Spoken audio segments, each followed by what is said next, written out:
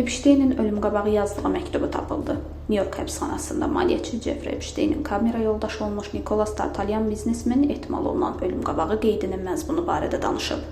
Onun sözlərinə görə o məktubu 2019-cu ilin iyulunda Epstein huysuz vəziyyətdə tapıldıqdan sonra aşkar edib.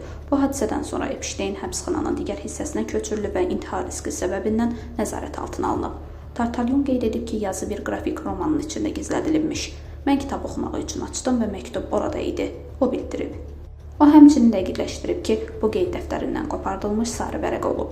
Tartalyonun iddiasına görə Epstein qeyddə müstəntiqlərin aylarla davam edən işinə rəğmən heç nə tapmadıqlarını vurğulayıb. Məndən nə etməyimi istəyirsiniz? Hönkür-hönkür ağlayım, vidalaşmaq vaxtıdır. O məktubun məzmunundan stat gətirib.